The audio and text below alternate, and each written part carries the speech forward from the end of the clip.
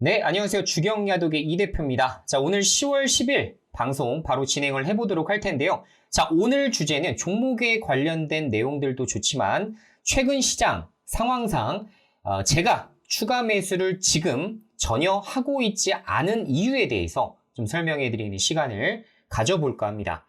증시 상황이 워낙에 좋지 못한 상황이다 보니 대다수의 분들이 지금 현재의 손실을 조금이라도 줄여보고자 추가 매수를 급격하게 진행하시는 분들이 상당히 많으신 것 같습니다. 자, 그럼에도 불구하고 저는 전혀 지금 추가 매수를 진행하고 있지 않은 상황인데 그 이유를 좀 말씀을 드려볼까 해요. 자, 저는 기본적으로 증시의 바닥 시그널이 지금보다는 조금 더 나와줘야 된다라고 생각하고 있습니다. 저는 이제 증시 바닥 시그널을 보통 세 가지를 가지고서 이야기를 하는데요. 자, 일단 첫 번째는 신용융자 잔고를 좀 체크하곤 합니다. 자, 만약에 증시가 이렇게 급격하게 하락하는 와중에도 신용융자 잔고가 전혀 줄어들고 있지 않다고 한다면 저는 증시는 아직도 바닥이 더 나와야 된다라고 생각을 하고 있거든요. 자, 보통 우리나라 증시는 어떻냐면 신용융자 잔고가 대략 20조, 요 커버선에서 많이 움직여요. 근데 20조보다 조금 높아지면 증시가 하락하면 좀 세게 하락할 수 있겠구나. 그리고 만약에 18조까지 떨어지게 되면 지금부터는 좀 다시 단기적으로 반등 나올 가능성이 좀 높아지겠구나 정도로 제가 좀 책정을 하고 있는데 현재는 20조를 넘은 상황에서 19조까지 지금 하락이 나오고 있습니다. 즉 증시가 하락함에 따라서 신용융자 잔고도 같이 줄어들고 있는 부분이죠. 자, 물론 앞으로 어느 정도 이제 조정 구간을 더 거쳐나갈 수가 있겠지만 곧 증시 바닥 시그널을 우리가 확인할 수 있는 때가 분명 찾아올 수 있을 거라 생각을 합니다. 제가 말씀드린 대로 단기적으로는 18조 정도까지 하락을 하게 된다면 그때부터는 낙폭 과대로 인해서 관련된 큰손 투자자들의 대거 매수 자금이 유입될 수 있지 않을까. 전 이렇게 좀 추정을 좀 해보고 있고요.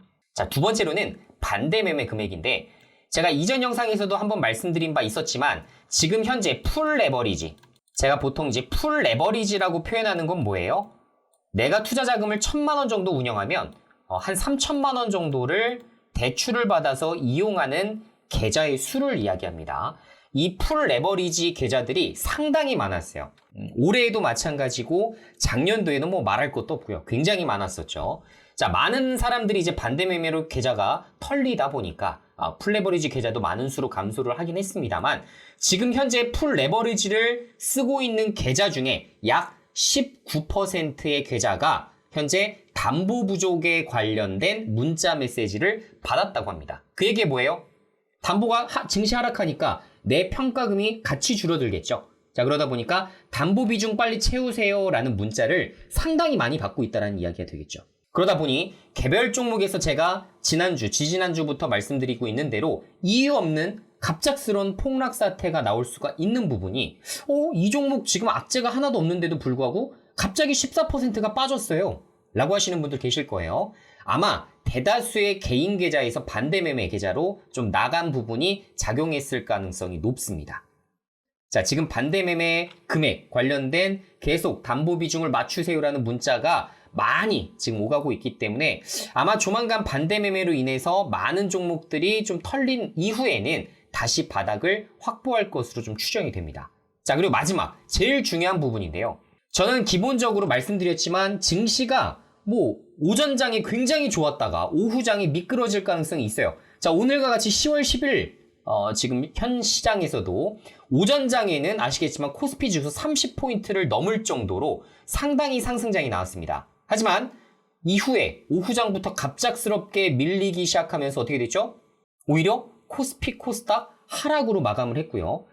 코스닥 기준으로는 마이너스 2.6%라는 굉장히 큰 폭락세가 연출이 됐습니다.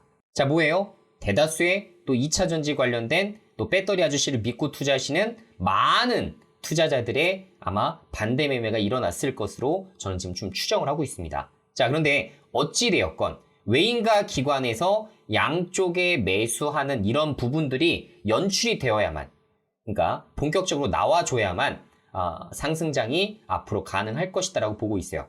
하지만 증시가 급락한 이후에 외인과 기관에서 코스피 코스닥을 연속해서 사들이는 것을 제가 단 한 번도 본 적이 없습니다. 제가 그래서 아직도 증시가 올라가는데도 불구하고 부정적인 의견을 지속적으로 언급을 드렸던 이유가 바로 이 부분 때문이라고 생각을 하시면 될 것 같아요. 자, 그래서 여러분들이 확인하셔야 되는 시그널은 신용융자 잔고가 18조까지 떨어지는지, 반대 매매기 굉장히 크게 일어나서 관련된 뉴스 속보라든가 이런 부분이 추가적으로 노출이 되는지, 그리고 마지막으로 외인과 기관의 양쪽 시장에 대한 순매수 상황이 하루 내지 이틀 정도가 지속적으로 나오는지가 여러분들이 확인하셔야 될 포인트라고 지금 생각을 하고 있습니다.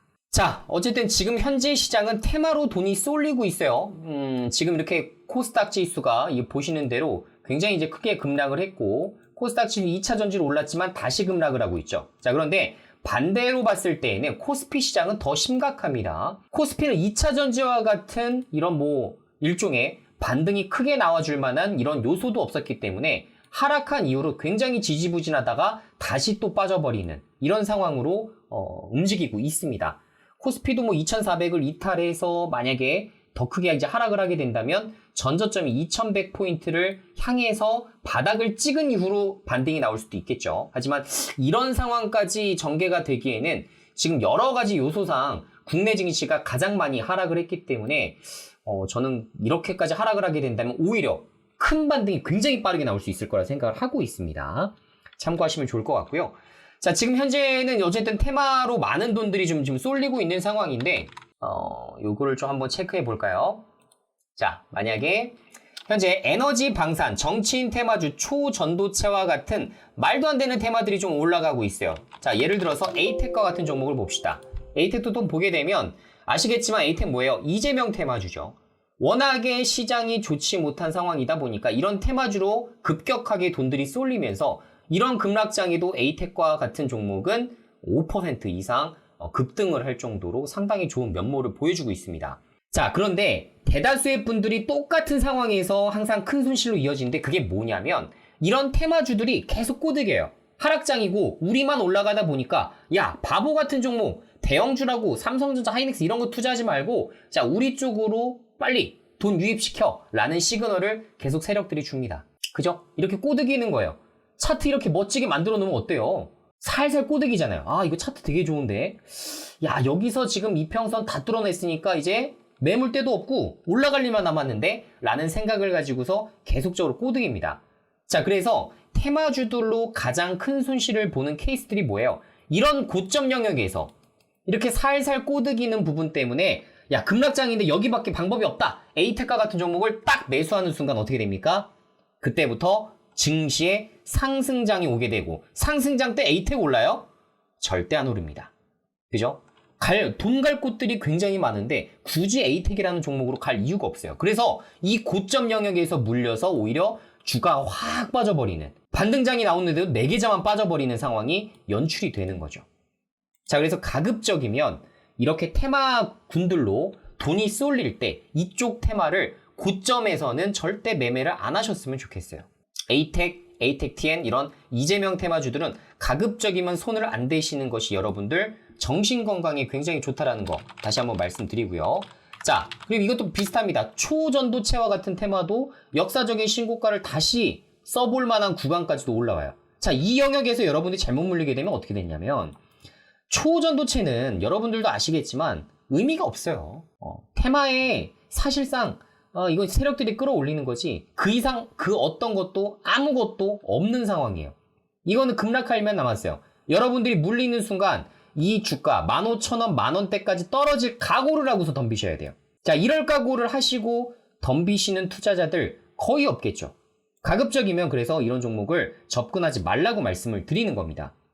차라리 흥구석유, 그래요. 자, 이전에도 방송에서 말씀드렸지만 차라리 흥구석유와 같은 종목을 이 구간에서 물렸어요. 자, 그럼 제가 뭐라고 합니까? 이런 것들은 좀 홀딩 해보셔도 좋을 것 같습니다. 오히려 바닥 한번 찍었을 때 추가 매수라는 것도 좋아 보입니다. 라고 의견을 드리는 이유가 뭐예요? 뭡니까? 에너지라는 거는 가격 변동이 갑자기 크게 일어나기가 사실 쉽지가 않죠. 왜? 사우디의 감산이 먼저 선행되어야 될 것이고, 그죠? 지금 현재와 같은 지정학적 리스크가 발생하지 않아야 됩니다. 지금 현재 또 이란 관련해서도 사우디 관련해서 지금 여러 가지 또 이슈들이 혼합적으로 엮이는 시기이다 보니까 안 그래도 러시아가 지금 기름, 가스, 꽁꽁 지금 오며매고 있는 상황이기 때문에 에너지 가격이 이런 공급 이슈에 따라서 급격하게 움직일 수 있겠죠. 보통 상방 방향으로 움직일 가능성이 높지 하방으로 떨어지기란 지금 당장으로는 쉽지 않아 보여요. 그래서 차라리 에너지 관련된 종목을 매매하신다면 제가 그냥 고개를 끄덕끄덕 하겠지만 나머지 뭐 정치인 테마, 초전도체 테마 이런 쪽으로 돈이 쏠린다고 움직이시는 것은 정말 위험한 투자가 될 수 있다라는 이야기가 되겠습니다. 자, 그래서 이들이 급등할 때 세력들은 열심히 꼬리를 치지만 절대로 말려들지 말 것이라는 의견을 꼭 드리고 싶어요. 자, 그리고 말씀드린 대로 증시 반등에서는 테마주는 절대 힘을 내지 못합니다. 왜? 기관 외국인이 사야 올라간다고 했죠. 기관 외국인이 에이텍 사요? 안 사요? 안 삽니다. 자, 그렇기 때문에 대형주 위주로 사게끔 되어 있어요. 그리고 또 뭐 사요? 낙폭 과대주를 사게 되어 있습니다. 싼 거 사게 되어 있어요. 자, 그래서 이들이 돌아올 때 내 계좌도 본격적으로 같이 상승할 수 있는 포트폴리오를 구축하고 혹은 내가 그런 포트폴리오를 갖췄지만 오히려 지금 시장 하락 때문에 어쩔 수 없이 빠진 부분에 대해서는 반드시 회복을 한다라는 얘기입니다. 아시겠죠? 그래서 증시의 반등이 언제 나올지는 예측이 불가해요. 저 역시도 모릅니다. 증시가 뭐 내일 반등 나올지, 뭐 CPI 지수 발표 끝나고서 본격적으로 나올지 그 누구도 예측할 수 없습니다. 그렇기 때문에 최소한 테마주들을 고점에 물리는 행동은 나와서는 안 된다라는 거. 물리더라도 어떻게 한다? 실적주 대형주에 물려야 시장 반등에 비로소 강한 반등이 나올 수 있다라는 것을 기억을 해두세요. 반드시 기억하세요. 이것을 기억하지 못한다면 여러분들은 코스피가 다시 2600을 가고 2700을 가는 상황에서도 나는 그 어떤 것도 손을 대기가 어려워질 수가 있다라는 겁니다. 자, 저는 지금 추가 매수는 아주 보수적으로 보고 있고 현재에도 관련된 사인을 전혀 지금 드리고 있지 않은 이유 중에 하나가 아시겠지만 위에 말씀드린 대로 지금 현재 이러한 증시 바닥 시그널이 조금 더 확인될 필요가 있을 것으로 좀 추정이 돼요. 자, 그리고 9월 달에 워낙에 에너지 가격이 크게 폭등을 했었기 때문에 관련된 CPI 지수를 미국 CPI 지수를 다시 한번 확인해 볼 필요가 있다라는 점. 자, 그리고 당장 내일 이제 삼성전자의 또 실적 발표가 있기 때문에 우리나라 국내 증시에 가장 큰 영향을 미치는 삼성전자의 실적 발표입니다. 그래서 만약에 삼전이 지금 예측치의 그러니까 컨센이라고 하죠. 컨센에 부합한 실적을 발표하지 못할 시에는 증시가 큰 폭으로 밀릴 수가 있고 안 그래도 증시 분위기가 좋지 않은 상황에서 국내 증시의 하락이 더 거세질 수 있다는 게 이것의 특징이 되겠죠. 자, 반대로 삼성전자가 굉장히 호실적을 발표하게 된다면 삼성전자를 필두로 전반적인 분위기가 다시 한번 좋아질 수 있다는 것. 그만큼 중요한 이슈가 내일 나옵니다. 자, 그래서 시장에서 주도주로 평가하는 것들, 이런 섹터가 지금 현재 부재한 상황이기 때문에 기관과 외국인이 힘있게 매수하는 섹터가 나올 때 비로소 시장은 크게 움직일 겁니다. 그게 방산이 될지 혹은 반도체가 될지 2차 전지가 될지 혹은 에너지가 될지 알 수 없습니다. 그 어떤 것이라도 주도주 섹터가 될 만한 것들이 크게 움직인다면 저는 긍정적인 모멘텀을 가지고 다시 상승 궤도로 올라설 가능성이 높다. 그리고 그 상승은 굉장히 빠르게 예를 들어 1개월 안으로 10% 이상 증시를 급등시킬 수도 있어요. 그렇기 때문에 그 어느 때보다도 여러분들이 가급적이면 현금에 대해서는 보수적으로 운영하시는 것이 좋을 것 같다라는 내용으로 오늘 내용 정리해 보도록 하겠습니다. 자, 간단하게 시장 상황에 대해서 말씀을 드렸기 때문에 여러분 스스로 내가 현금 비중이 어느 정도가 되고 혹은 나중에 증시가 반등이 나올 때 내가 신용을 어느 정도까지 쓸지를 한번 머릿속에 한번 구상을 좀 해보시고 그 다음에 접근을 해보시면 앞으로 상승 반등장에서 여러분들이 하셔야 될 목들이 굉장히 많아지지 않을까 이렇게 말씀드리도록 하겠습니다. 자, 그럼 다음 영상에서 다시 인사드리도록 하겠습니다. 안녕!